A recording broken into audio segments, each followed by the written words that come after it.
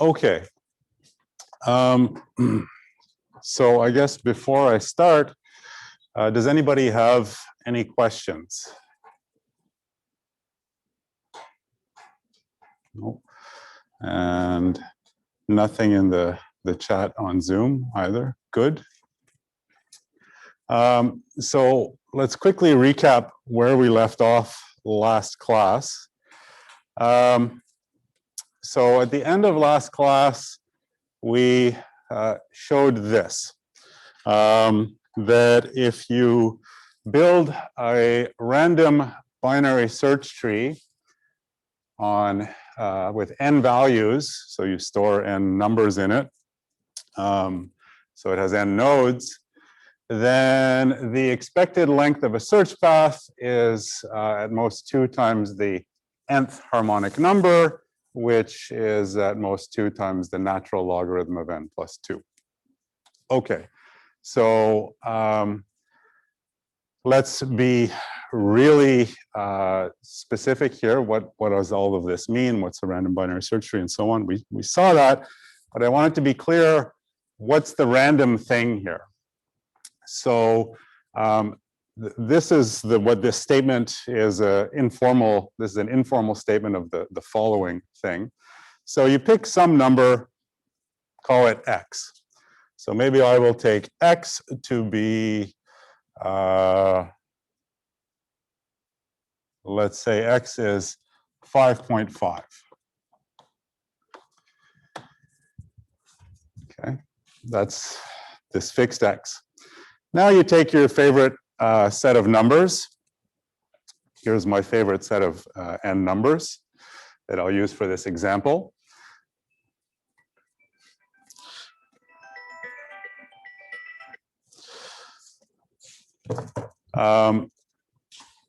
So it can be any set of numbers. It may or may not include x.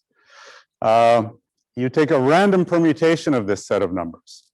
So that means out of all the n factorial permutations of these n numbers, you pick one uniformly at random. You take those numbers and you insert them one at a time into an initially empty binary search tree. So in this case, I first insert 5 into the empty tree, and then that's all I have.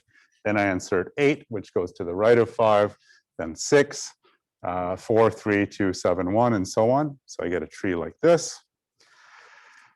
And now I look at the length of the search path for this number x. Okay, and this number x, I deliberately wrote it this way. I picked the number x before I picked the random permutation. So it's not dependent on the random permutation. It's just some number that has nothing to do with the random permutation. You don't have to do this in this order as long as when you pick x, you're not doing it in any way that has to do with whatever the permutation was. Okay. All right, so now P of x is the length of the search path for x in this tree. In this case, the search path looks like this. If I look for 5.5, it's bigger than 5, so I go to the right, but it's smaller than 8, so I go to the left. And it is smaller than 6, so I go to the left. That's the end of it. So the length of the search path in this case is 1, 2, 3.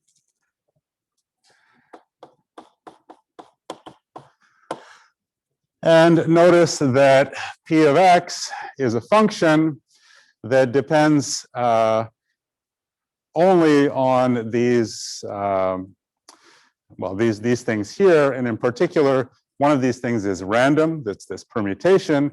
So it's actually a random variable. We can ask about its expected value. And this thing is saying that its expected value is at most 2 times the natural logarithm, or 2 times the nth harmonic number, and that's really closely related to the natural logarithm. All right. So the only thing random here is the random permutation.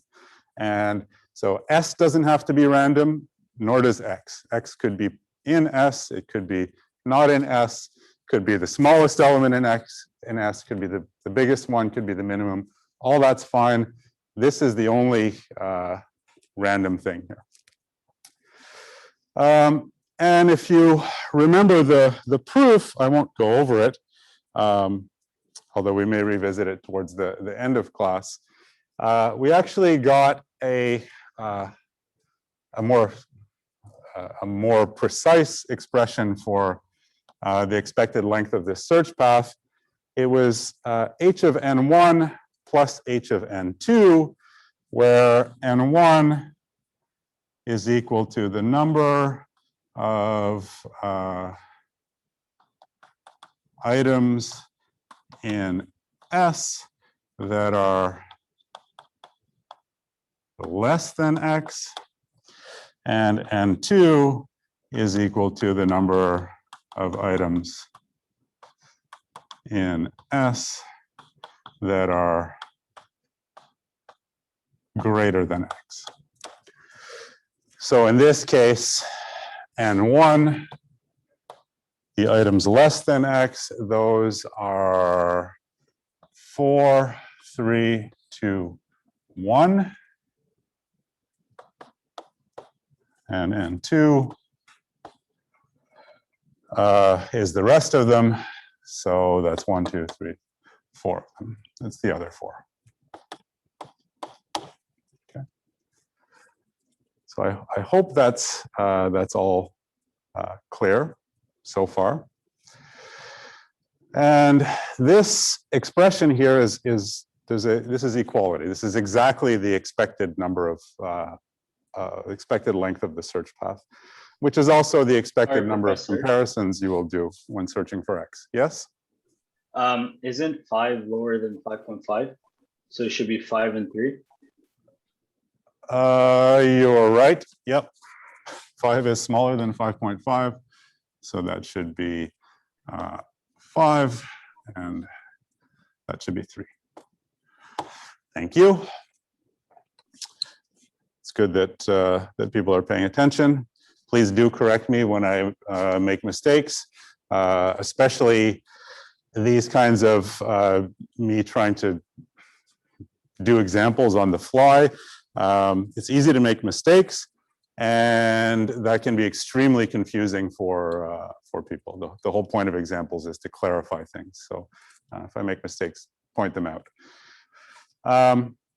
Okay, so this was exactly the expected length of the search path. If I search, as in this example, for some X that is not in the set. If X is in the set, so we didn't analyze this, we just said, well, if X is in the set, that's no worse than if it's not in the set. All that happens is if X is in the set, like for example, if we search for 4, we would find it somehow sooner than we would otherwise. Well, it'll turn out that it is useful to know for elements that are in the set how long the expected length of the search path is. And with a little bit more careful analysis, you can prove, of course, the same upper bound we've been talking about, that the length of the search path, expected length, is at most h of n1 plus h of n2, but it's also at least that number minus 2. Okay. So you might think, especially with pictures like this, that it should be in general faster to search for things that are in the set, but actually that's not really true. What typically happens when you search for something that is in the set is it's a little bit faster, but by at most 2 steps. And if you think about binary trees, at least balanced ones, you can kind of see why. That's that in a balanced binary tree, half the elements live in the bottom layer. So even though they're in the set, you still have to walk down the whole tree to get to half those elements, and a quarter of them live in the next layer up. That's for a complete perfect balanced binary tree. This isn't, these random binary search trees are not perfectly balanced, but they behave a lot like that. And so in general, it's not much faster to search for something that's in the tree than it is to search for something that's not. Okay, so we want to remember this. I'm going to write it over here where the Zoom people can't see it, but we'll come back to it later. It's just because I'm short on space.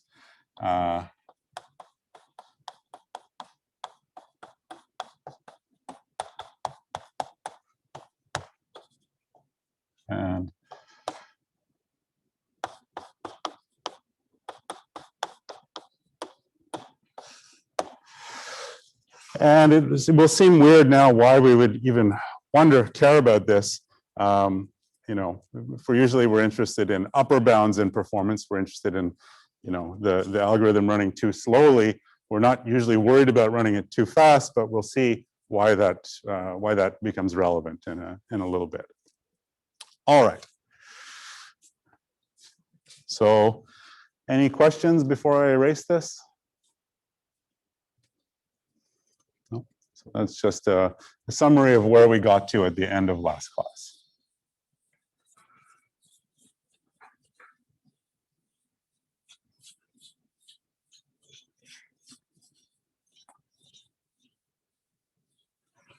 So now I want to talk about something that looks like a different data structure. But we'll see that it's actually it's a random binary search tree in disguise.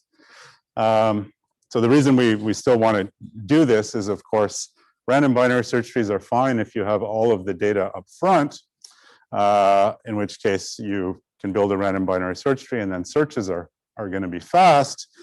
But really, when we think about binary search trees, the main reason for them is so that we can add and remove things. Okay? And random binary search trees, it's not obvious that you can do that with random binary search trees. And in fact, if you have all the data up front, you might as well just sort it into an array, and then you can do binary search to search for it, which is much more efficient. Yeah.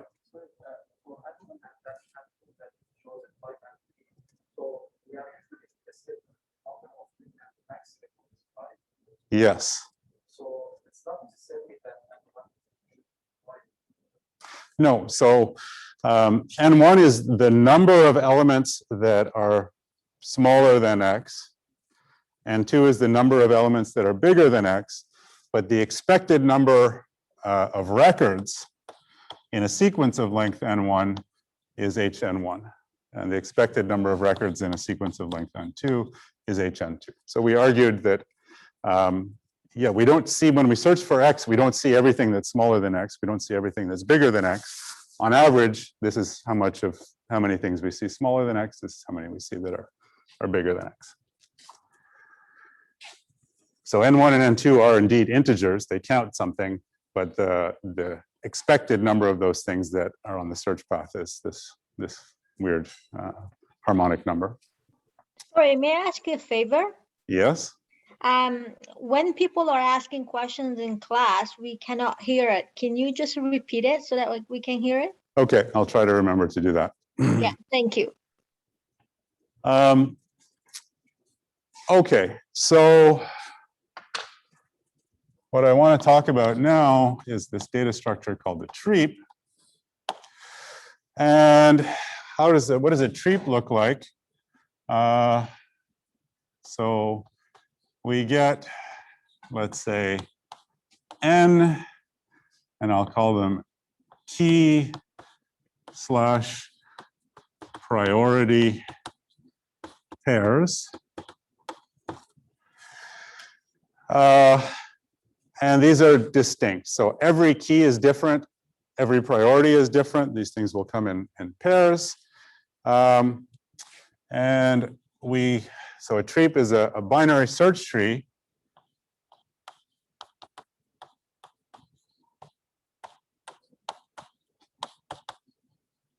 with respect to the keys. So for example, if my keys were these things, 5, 8, 6, 4, 3, 2, 7, 1, then this could be a Treap. What about the priorities? Well, there's another. So in fact, there's a lot of binary search trees for this particular set of keys. In fact, take any binary tree, you can just write with the right number of nodes and put the keys in the right order. That'll work. With the priorities, this thing is what's called a heap with respect to priorities. Now, what's a heap? you've probably seen one, but you may not remember. The smallest priority is at the root.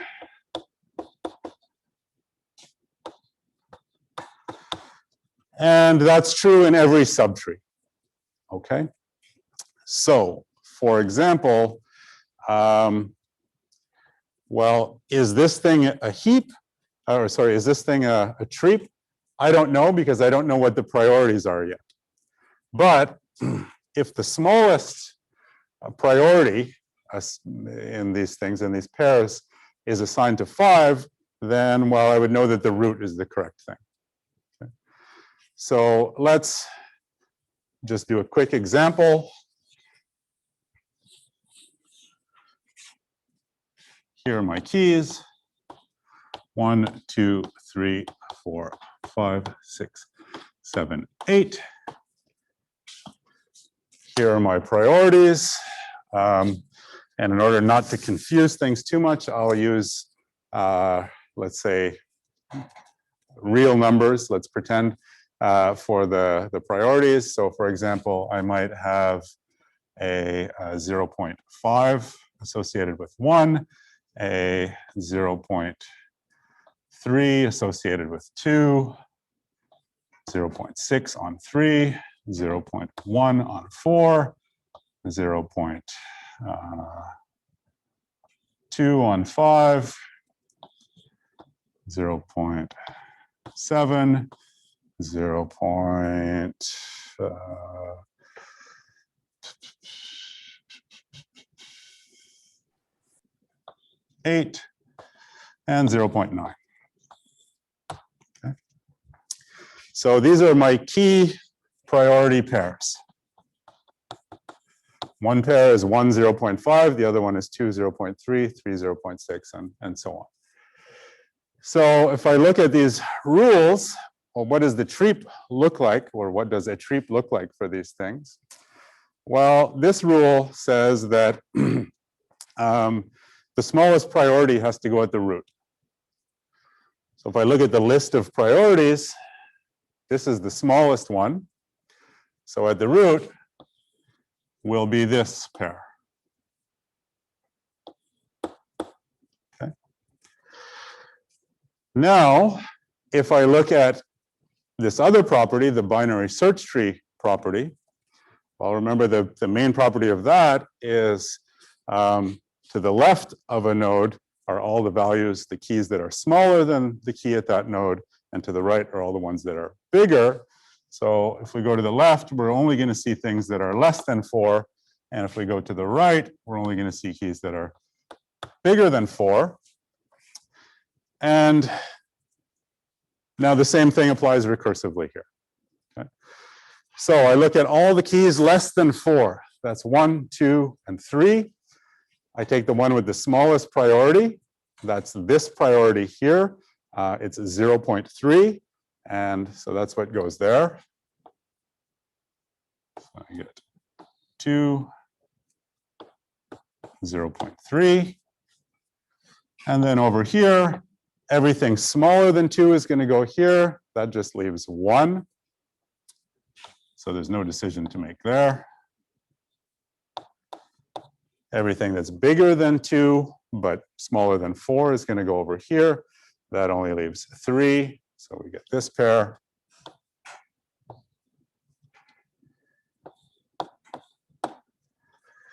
And now everything bigger than 4, that's 5, 6, 7, 8. We find the smallest priority, that's 5, or that's 0.2, which is associated with the key 5. All right, that's good. So now we only have to worry about 6, 7, 8. They're going to go over here. And the one with the smallest priority is 6. And I see already how it's going to go. 6, 7, 8 with 0.7, 0.8, 0.9. Okay. So you give me these n pairs, all the keys should be distinct and all the priorities should be distinct. And I think you can see just from doing this example that once you give me those pairs, there's only one treap. If you want, you can prove that by induction, and it's easy. This rule says that there's only one choice for the root. So yeah, the smallest priority and its associated key is what has to go at the root. And then inductively, you have, well, this rule here says everything smaller than that goes in the left subtree. Inductively, there's only one way to build that. And everything that's bigger goes in the right subtree. Inductively, there's only one way to build that. Okay? So there's no choice once you get all of these things. All right. So far, so good.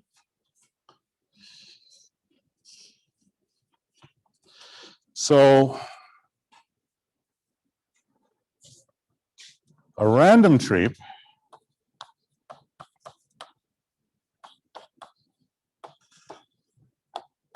is when the priorities are independent, and I'm going to say real values, independent, uniformly random,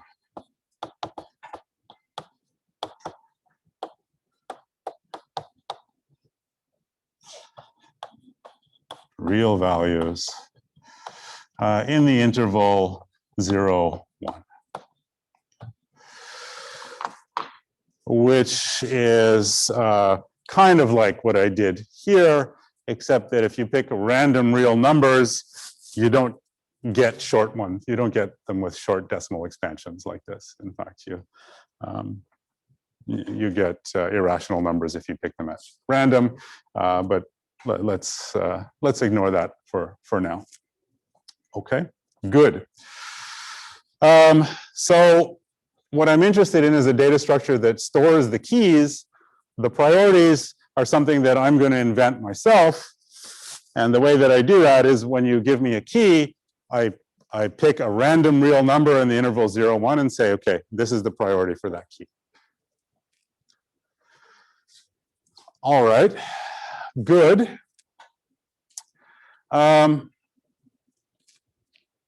what? Well, let's take a look at this sequence, well, set of pairs of things here. I've drawn them here, and they're sorted so that the keys are increasing. But why do that? I could draw them so that the priorities are increasing. And the priorities were 0.1, 0.2, 0.3, 0.5.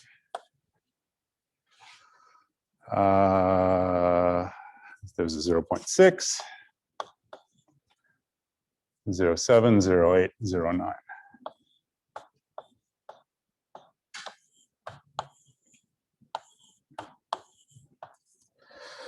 And then the keys associated with those are 4, 0.2 is 5, 0.3 is 2, 0.5 was 1, 0.6 was 3, 0.7 was 6, 7, 8. Okay, same set of pairs, just sorted according to priority this time. Now, if these priorities were really chosen as random real numbers, so each key gets assigned a random real number, then, well, that means that the key that happens to be assigned the smallest priority is equally likely to be any of the keys, right? I mean, each one gets a random real number that's independent of all the other ones. So the smallest one is equally likely to be any of them. And if you think about that a little bit longer, you'll realize that, well, when I sort this way, I get some permutation of the keys, and each permutation is equally likely. There's no reason for one to be any more likely than the other. So actually, this is a random permutation when I sort this way. And now what I want you to notice is that the treep is the shape of this thing is the same as I would get if I started with an empty tree and inserted these things in this order, right? Start by inserting 4 into the empty tree. Next, insert 5 into the tree that only has 4. It goes over there. Next, insert 2, goes there. Next, insert 1. Next, insert 3. Next, insert 6, 7, and 8. And that's not a coincidence. I mean, it just comes from the definition here that, yeah, this thing satisfies these, this tree is the same tree that I would get if I just inserted these things in this order, otherwise ignoring the priorities. So that means that a random treep is a random binary search tree.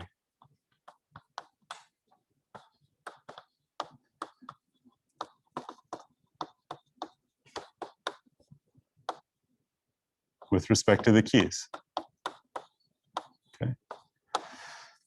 So if I use these random priorities, it's just like I took the keys and inserted them in uniformly random order.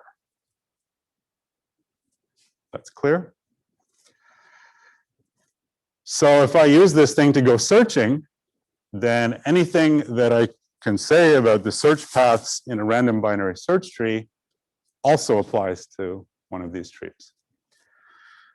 Now, when I talk about the expected value, it's not with respect to some random permutation, but it's with respect to the random choices of priorities, okay, which happen to give a random permutation as well. But what we're going to use is we're going to assign these things, and that's how we're going to control. That's where the randomness will come from. You give me a new key to insert, and I'll assign it a random priority. Okay. All right. So So I have a question. yes. So like the first trip that you created, like the keys are sorted in increasing order, but the priorities were assigned random, right? Yeah. So why is that not like a random trip? Oh, sorry. What do you mean the first tree that I created? Like the tree that you created using the keys that were there, you assign some weight, some priority to the keys, right? Oh yeah. So I'm just saying. So a tree, you give me any of these key value, any set of these key value pairs, as long as everything is unique, you have a unique tree that works for those. And if the priorities happen to be random like this, then the shape of that thing has the same distribution as the shape of a random binary search tree. The things that we were talking about last class. Okay. That's all. Okay, thank you. Yeah. Of course, these numbers are not random. I just made them up. But that's okay. So let's think about what we want to do. Well, the things we want to do with the binary search tree. Can get rid of this now. Professor, I have a question as well. Yes. I'm just wondering if I missed it or not, but did you discuss why someone would choose a tree over just a random binary search tree? Well, a random binary search tree, the way it's defined is you take all the numbers you want to store, you randomly permute them, and then you insert them one at a time. So that's not very helpful if you don't know in advance all the numbers that you want to store, or if the numbers keep changing. So things get added and removed, because then it's not clear. Well, if you keep giving me random, if you keep giving me new numbers to add, then it's hard for me to somehow get a random permutation of those things and keep that, keep having a tree that agrees with that random permutation. In particular, it would be sort of inefficient in the sense that, yeah, you could store a list of the numbers, and when you give me a new number, I pick one of the, let's say there's n numbers so far, I pick one of the n plus 1 possible ways where I could insert it. But then how do you fix the tree so that it looks correct after that? That's not obvious. So the point of Treaps is actually to manage that, to maintain the random permutation as we insert and delete things, and to keep the tree looking like a random permutation at all times. I mean, looking like it was made from a random permutation at all times.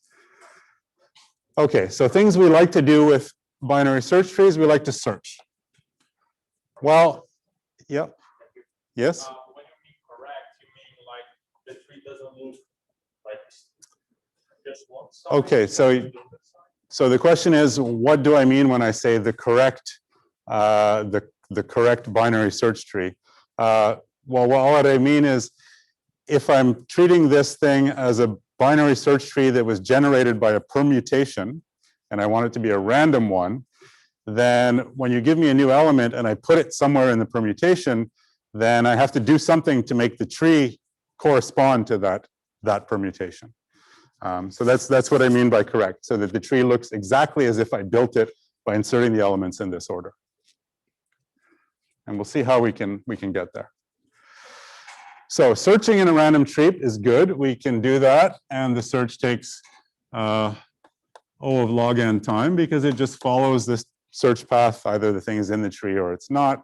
We've already seen, because it has the shape of a random binary search tree, that the length of it is at most 2 log n. The expected length is 2 log n plus 2. So all of that will run in O of log n time. But I also want to be able to add things, and I want to be able to remove things. Okay. So what does it mean to add something? Let's say that I want to add, 4.5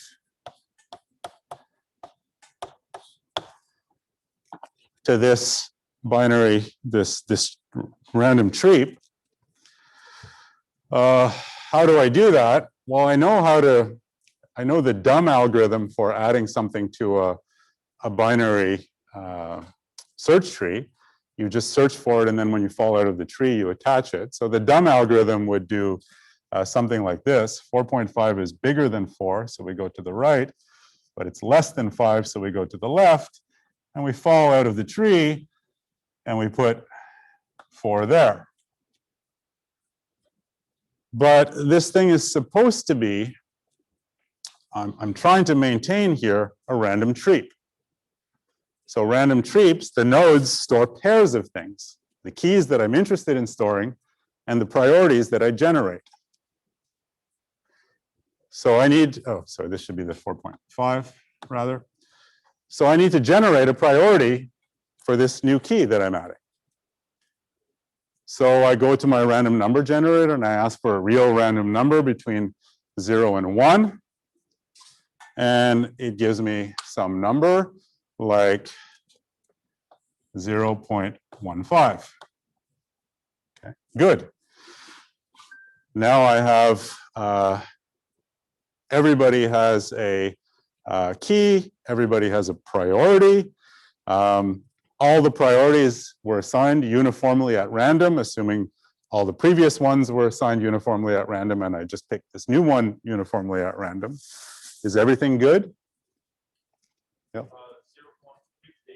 has to be the root, right? Not the root. So 0.15 is still bigger than 0.1, but it is not.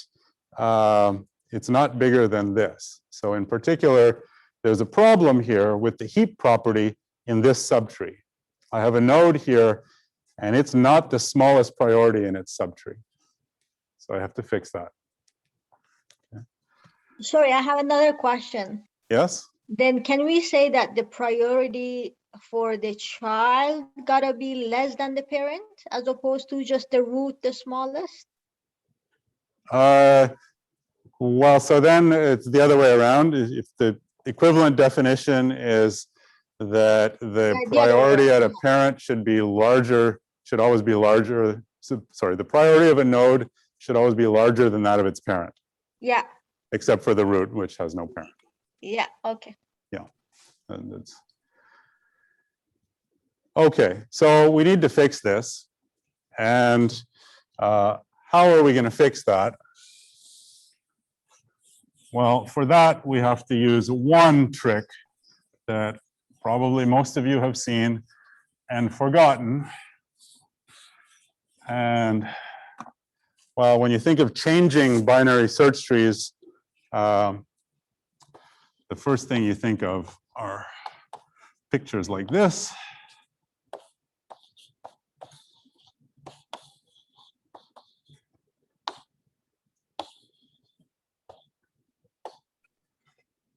So this is a very abstract picture of a part of a binary search tree.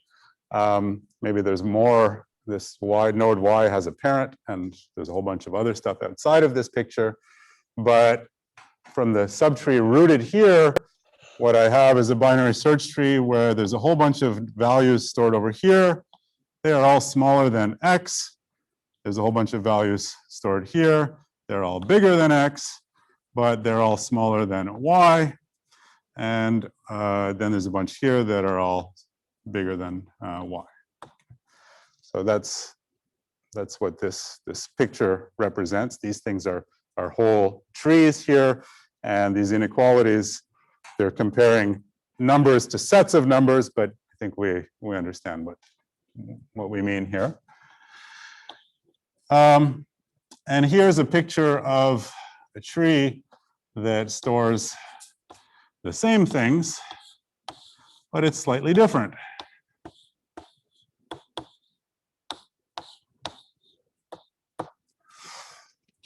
And what's the difference?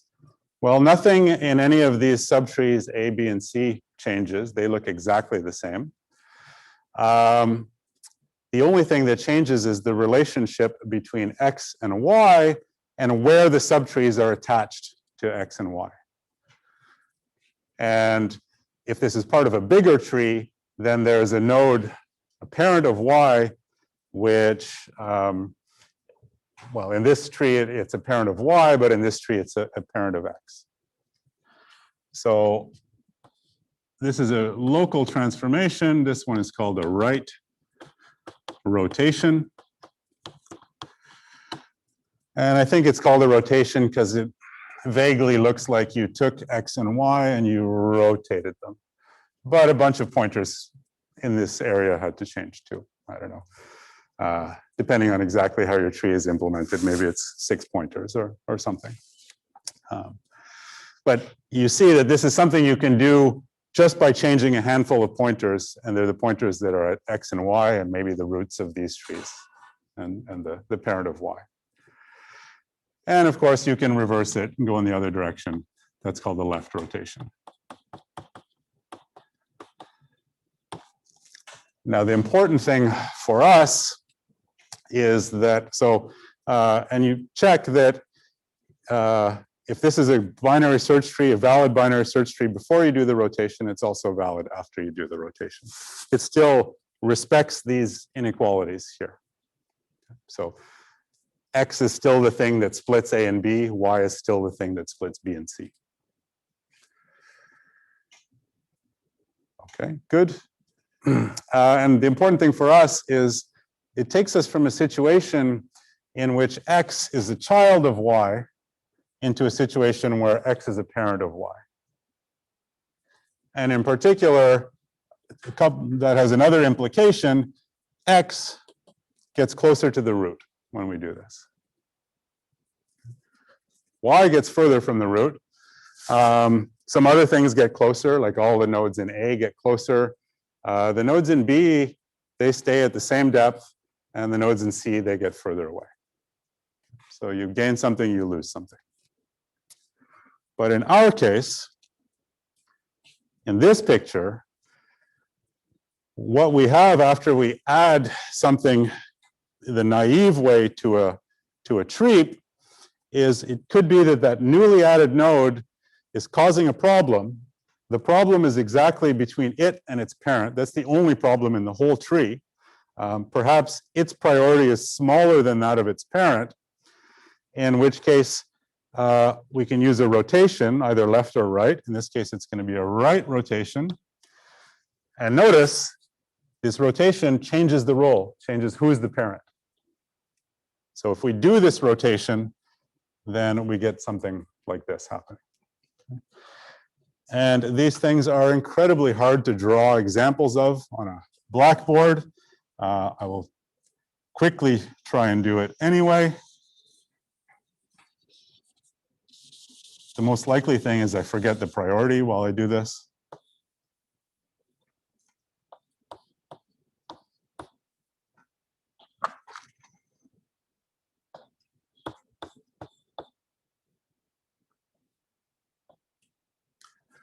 But I think I managed to get it okay that time. All right, so X and Y used to look like this picture, X and Y. So there was that one edge of the tree that was the problem. It was the edge between this node and its parent. That problem is now fixed for sure. The reason it was a problem is that this node had a smaller priority than its parent, but now we've changed the role of parent and child. So, so everything is good right with that edge. Potentially, there's another problem with this node and its new parent, right? So if this happened to have been a smaller priority, like 0, well, we'd have another problem up here. But at any time, there's only one edge of our tree which is violating this sort of parent-child property on the priorities. And we can always fix that by doing a rotation that moves the child up and the parent down. Maybe then we get another edge above that, which is a problem, but we keep going this way. Okay, good. So the algorithm for adding is you add the way you normally would in a binary search tree, just add the thing as a leaf. You assign it a random priority, and then if you need to, you do rotations to bring it up until the problem goes away. So it's the normal routine, and then a while loop that looks like while this node is not the root and its parent has a larger priority than it, do a left or right rotation to bring it up. Very simple code. Okay, so then there's two steps. One is the adding it. So that just involves searching for it until you fall out of the tree. How long does that take? Well, that just depends on the length of the search path. And we know that the expected length of the search path for something that's not in the tree is at most, well, is O of log n. Okay, good. And then you have to do a sequence of rotations to bring it up until it's in the right place. Okay. Yep.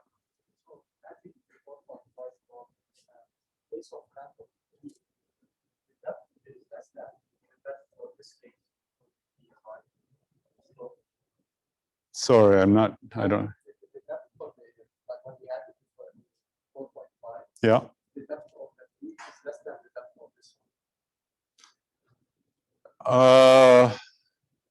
What do you mean? The depth of which node? So now the tree looks, it has like the maximum depth is 1 and the depth of the initial one. Yes, yes, it increased the height of the tree, for sure. So what's the depth? Well, so what is the benefit? The benefit is that once we do this, the structure we have is the treat for these keys and these priorities. These priorities are assigned at random, which means the structure we have has the same shape as a random binary search tree with those keys in it, which means that the expected length of a search path for any value, as long as it's independent of the priorities we chose, and why shouldn't it be? The person using the data structure doesn't get to see the priorities that we're choosing. That the expected length of the search path for any value is just, well, at most 2 times the natural logarithm of n plus 2. So that's the advantage of doing this. Yeah, sometimes it drives up the height of the tree a little bit, but overall the thing is still a random binary search tree once we're done with this. Okay, so those 2 parts were the searching and adding, and then the rotations that bring it up to the right place. The first part is just proportional to the length of the search path. But what about those rotations? How many of those could there be? So the number of rotations, remember, each time we do one of those things, it's taking this newly inserted thing and moving it closer to the root.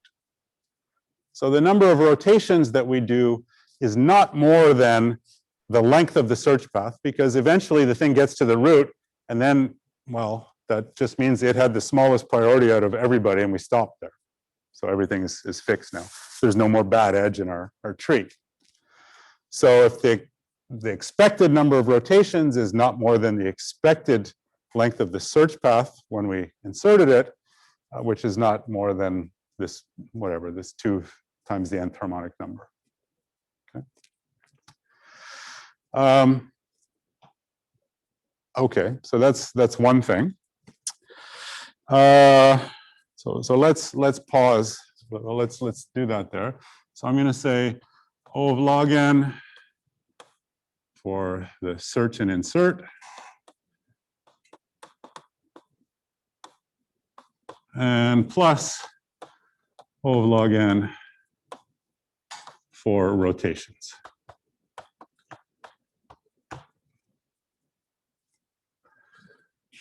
Okay, so now we have something that supports searching, something that supports adding. Let's talk about removing things from this tree.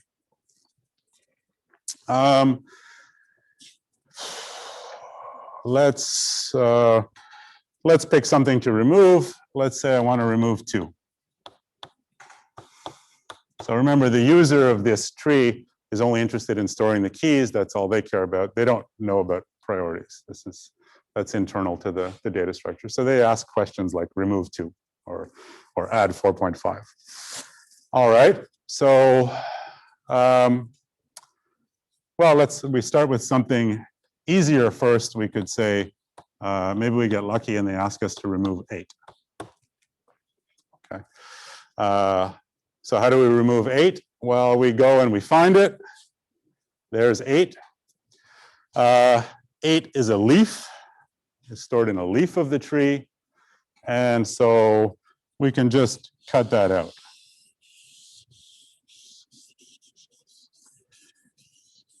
Can anything go wrong if we remove a leaf? No, it's still definitely a binary search tree on the keys. And it's also still a heap on the priorities because, well, all that happened is there's one edge less that could cause a problem. So 8 was larger than this thing was larger than its parent, and we just took it away. There's nothing underneath it to worry about. Okay, so that's easy. If you happen to want to remove a leaf, that's great. But what if you do something like this and someone asks you to remove 2? So there's 2. How should we do that? Should you move 2 to the leaf, like by rotation, and then remove the leaf? Good. So the answer suggested is that we should move 2 so that it becomes a leaf using rotations. And then once 2 is a leaf, we can just remove it. So now, though, there's a question. If I want 2 to become a leaf using rotations, Well, if I want something to move up in the tree, there's only one rotation that does it. If the thing is a left child, you have to do a right rotation at the parent. If the thing is a right child, you have to do a left rotation at the parent. But if I want something to move down, I have two options, right? I can get this node to move down by doing a right rotation or a left rotation. Either one will push it further down in the tree. So in this example, and in general, how do I decide whether I do a left rotation or a right rotation? We can compare the children. Yes. So the suggestion is, well, whatever rotation we do, one of the two children, or depending on which rotation we do, one of these two children is going to replace this node. And this node had the smallest priority in its subtree. We're going to take it away in a few shortly. So what better move up here is the smallest priority that's left. And lucky for us, that will always be one of the two children. We just look at to see which one has the smaller priority, and we do the appropriate rotation, left or right, to make that child replace this node. So in this case, it's a right rotation, which is going to bring 1 up and push 2 down. So that looks then like this. 1, 0.5.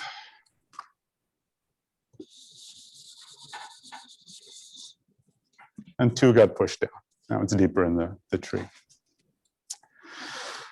Okay, but it's still not a leaf. Now what?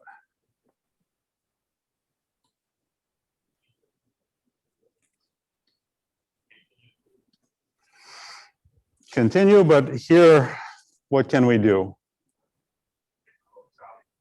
Yeah, there's only one rotation we can do now. Otherwise, if we tried to do a right rotation, we'd be trying to replace this node with nothing, which doesn't really make sense. If you just coded it up and did it anyway, what that would do is break your tree into 2 pieces. We don't want that. So if there's only one child, then you just do the rotation that makes that work. In this case, it's a left rotation that's going to bring 3 up over here. Okay. And then we do that. We get 3, 0.6, 2, and you see, I already forgot what the priority was there. Doesn't matter. Now, finally, this thing is a leaf. We just cut it away. And notice that as we do this, we're like the first time we do one of these rotations, we make a problem in our tree. And the problem is always going to be with this thing that we're trying to delete and its parent. Right? I mean, the first time we do a rotation, we push it down so that its priority is smaller than that of its parent. And that's what that does. But that's the only edge that's a problem like that. Okay? And soon that's going to go away anyway. So at the end of this process, we end up having this thing at a leaf, and we just cut it away. Okay. All right. So that's the remove algorithm. You search for the node.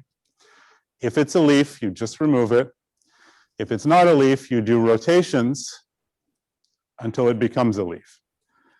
And the rule for rotations is if you have 2 children, you do the rotation that replaces you with the smaller priority child. Okay. So that's O of log n. Time to search. And then we have to do these rotations that push this thing down. How many of those do we have to do? The depth of the tree?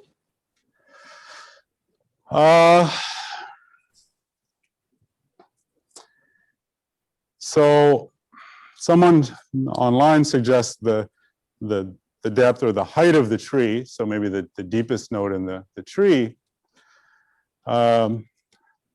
Maybe that's true, but there's something that looks a little worrisome. I don't know if you remember, but before we did this deletion,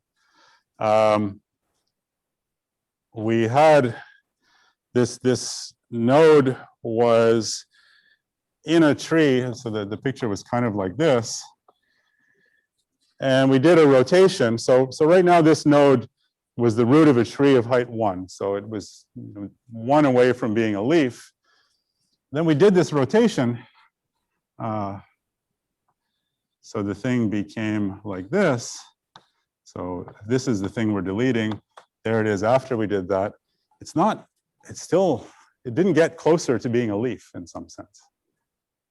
In particular, if this was a slightly bigger thing, then it would look like this. So we did that rotation and this didn't get closer to becoming a leaf. So that sounds worrisome.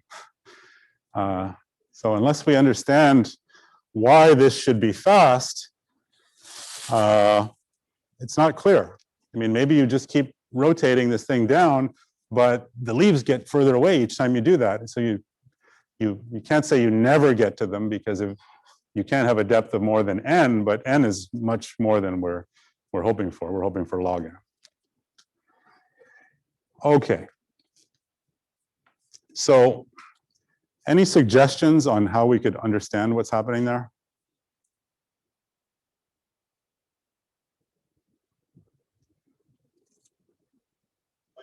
The process of deletion, it's like the insertion. Yeah. It's like how we insert. Good. Good. That's the answer that I wanted. If you look at this process of deletion, it goes and finds the node in the tree. It then does rotations to keep replacing it with the smaller priority children until it ends up as a leaf. Okay. So imagine right there, when the node finally becomes a leaf, you pause. So you made a video of that node getting pushed down to become a leaf. And you pause the video there. And now if you hit rewind on that video and play it backwards, what you will see is exactly the process of inserting that node, right? Insertion starts with this thing as a leaf. It does rotations until the thing comes back up to the right place. Those will be exactly the reverse of the rotations you use to push it down. So removing in a tree with n nodes is exactly the reverse of inserting into a tree with n-1 nodes. So it's like you had the tree with all the nodes except for x, the one you're deleting, and you then inserted x. So that other tree has n-1 nodes. Okay, and then then it's easy. It's no worse than adding, except you replace n with n-1. So then we can say plus O of log n rotations.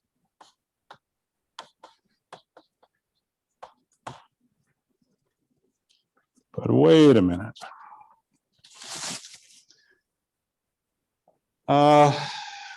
Does anybody see any sort of sloppiness in this analysis? Maybe we could do better. Especially now that we've seen that adding and removing is kind of the same thing, just played backwards. So at the beginning of the class, I made a bit of a fuss about searching for something that's in the tree and searching for something that's not in the tree.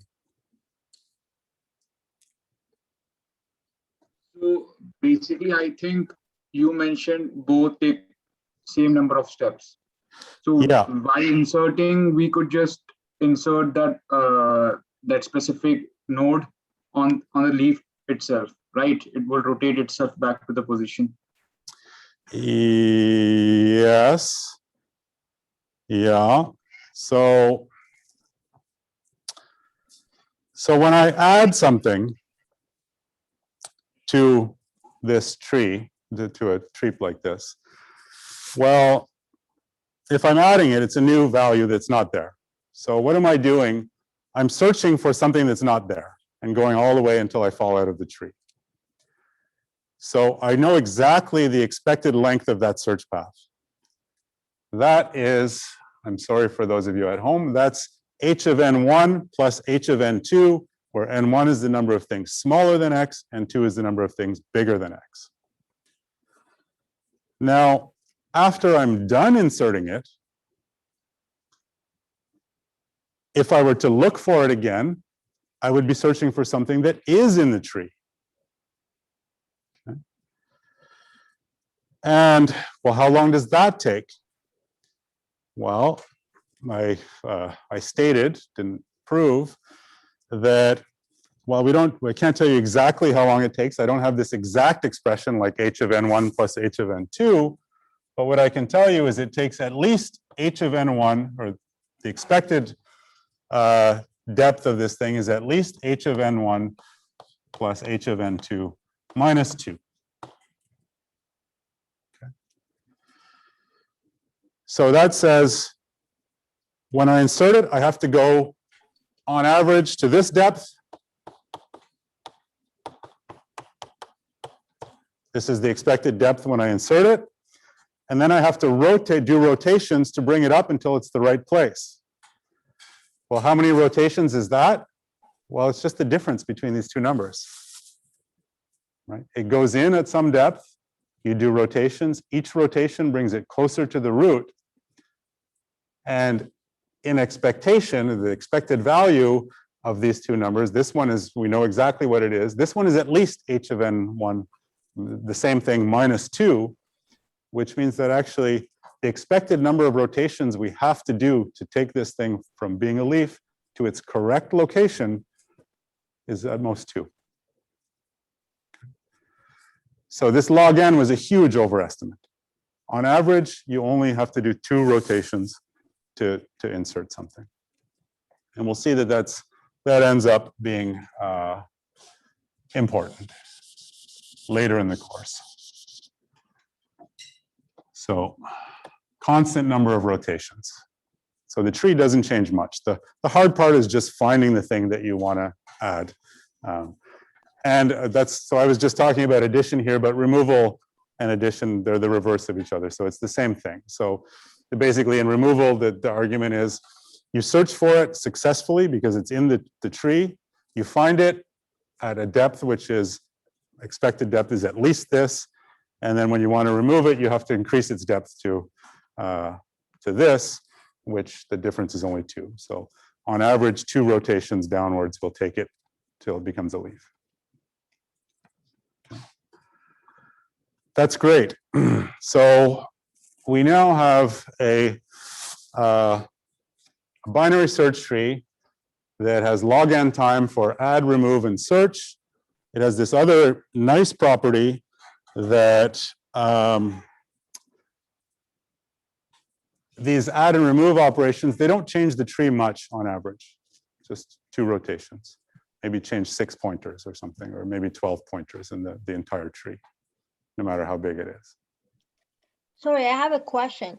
Yes? When you say a binary search tree, we were actually having a trip, right? Not a binary search tree. Yeah. So so it's the binary search tree on the keys, and the way we decide which binary search tree it's going to be is using the priorities to satisfy the heap property.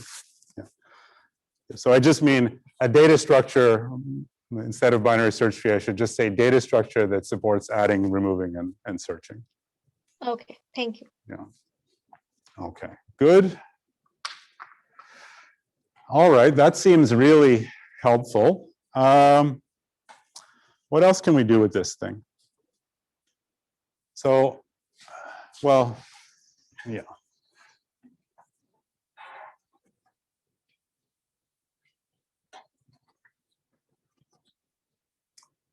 we will see probably an application of this in this course and maybe an assignment question at some point of this operation, the split operation. So when you apply this to a binary search tree, or it's basically, you apply it to a set of numbers. So you split into two treaps. Let's call them T1 and T2. T1 contains all keys less than X.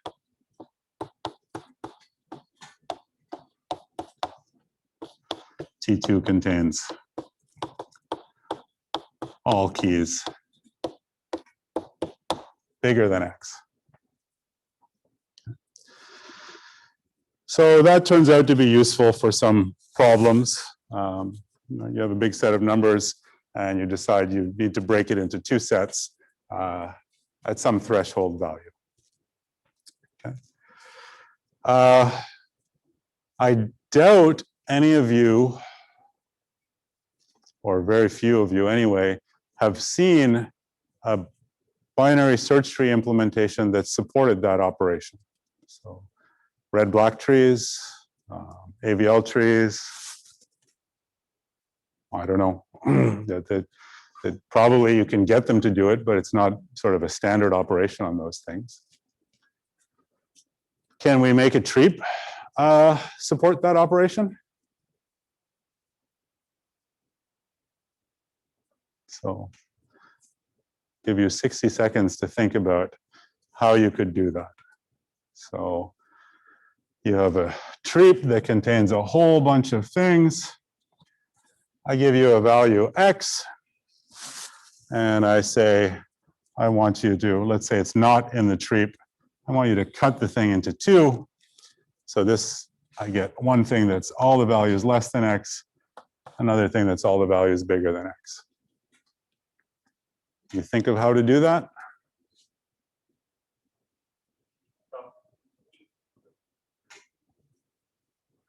Yep. So the split operation is really easy. You just pretend you're going to add X to the tree. And for its priority, you don't pick a random priority. You give it the priority, let's say, -1, so that it's smaller than all the other priorities in the tree.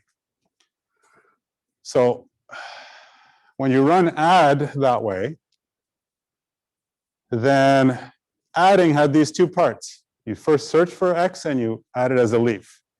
That doesn't change because that didn't use the priority of X at all. So you go ahead, you search for X, you add it as a leaf. Then there's a second part of the insertion, which is you do rotations until X moves up to the right spot. Now that does depend on the priority. And we're not taking a random priority anymore. We just took the smallest priority, smaller than everything else in the tree. So we know what's going to happen then. X is just going to get rotated up, up, up, up, up until it becomes the root. What does the tree look like then? X is the root. Over here, it's everything smaller than X. Over here is everything bigger than X. This is a valid, this is a Treap right now. So every priority is in the right, everything is in exactly the right place. It's a Treap. It's not a random Treap because this is not a random priority. But as soon as I take it away, what I have here are two random Treaps. Every key in this one was assigned a priority independently and uniformly. Every key in this one was assigned a priority independently and uniformly. So a split operation is just that. You add this new thing, you pretend that it got assigned the lowest priority overall, that brings it up to the root, and then you just take it away, and now you have your two treeps, T1 and T2. Everything works wonderfully. Okay, good. So that gives us split.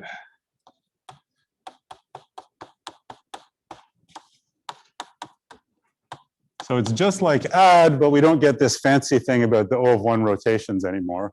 We get all the rotations, basically log n rotations to bring it up to the root.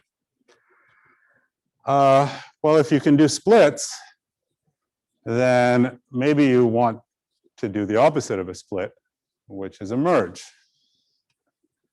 Now, I have to be very specific about a merge.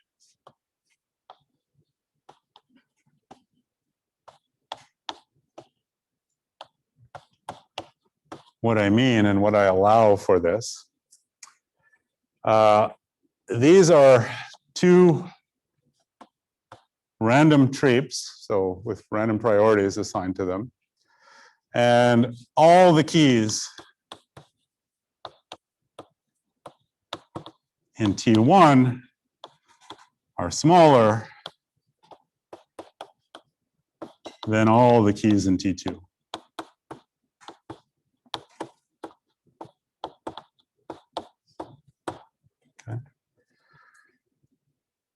So you're only allowed to merge two sets that are separated by something. Okay? So the largest value in T1 is going to be smaller than the smallest value in T2. I won't let you merge these things if that's not the case. Pat, I have a question. Yes? How would we handle duplicates in this scenario? Like what if the values are identical?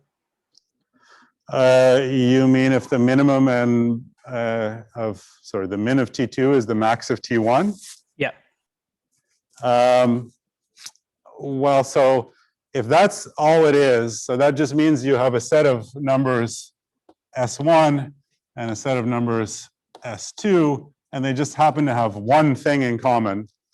Well, that would be easy to deal with. You could just delete it from one of the two trees and then go ahead with the merge. The thing that I'm more bothered by, the thing that I don't want is, two sets that look like this. Yeah. All crazily interleaved. That there's no good way to build one data structure for those two sets. But so think of the merge as it's really the opposite of a split. A split breaks it into two trees that are separated by the value x. A merge merges them into two things that are separated by some value. All right. So how would you implement the merge operation? So I've got the tree T1. I've got the tree T2. Yep. So should you insert one node in each tree and then rotation and delete that node? Yep.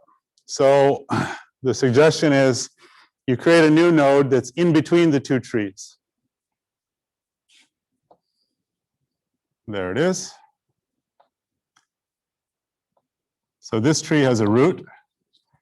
It becomes the left child of this new node. This tree has a root. It becomes the right child of this new node.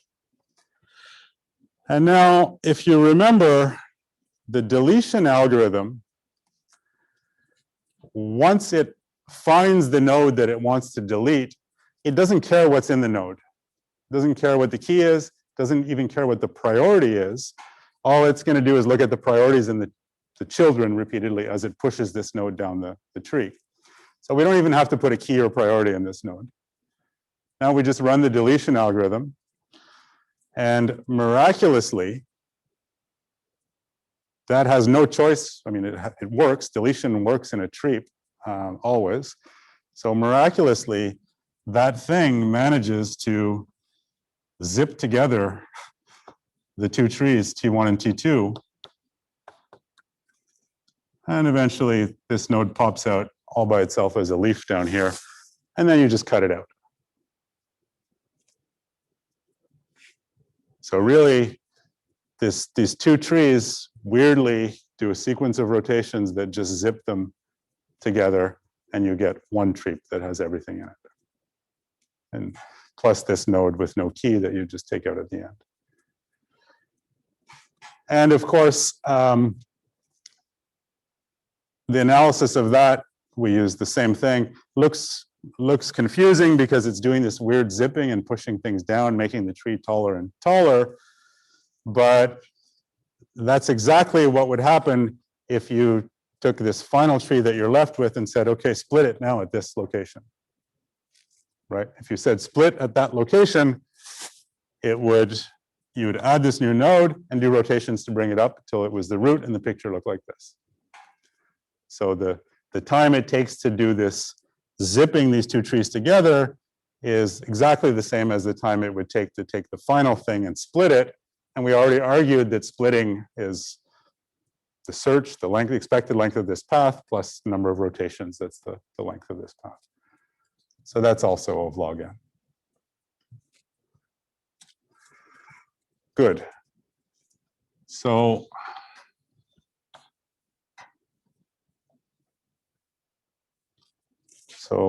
I just want to finish by pointing out what we've seen here. So I just described a data structure, a balanced binary search tree, whose performance is as good as any possible binary search tree. So log n time is the best you can do with any kind of binary search tree. And even it's the small details, the number of rotations that it does when adding or removing is also only a constant on average. And it supports split and merge, which most other implementations do not. And if you left here and a week from now, I asked you, how does a treep work? There's a good chance you would remember. So, and in fact, maybe if you spend a little time thinking about it, there's a good chance you remember a year from now. So think of any other search tree you learned about, something like a red-black tree or an AVL tree or whatever. Do you remember all the rules for updating those things? Certainly not a red-black tree. So this is a really simple data structure that's as good as anything if you're willing to accept randomization, so that all of these are expected running times, and it's easy to remember. And the only thing required of you is, in order to believe this stuff, to believe these running times, you had to do a little bit of probability and convince yourself that the lengths of these paths are related to the number of records in random permutations. And the number of records in random permutations is not a terribly difficult analysis. So I think this is a beautiful example of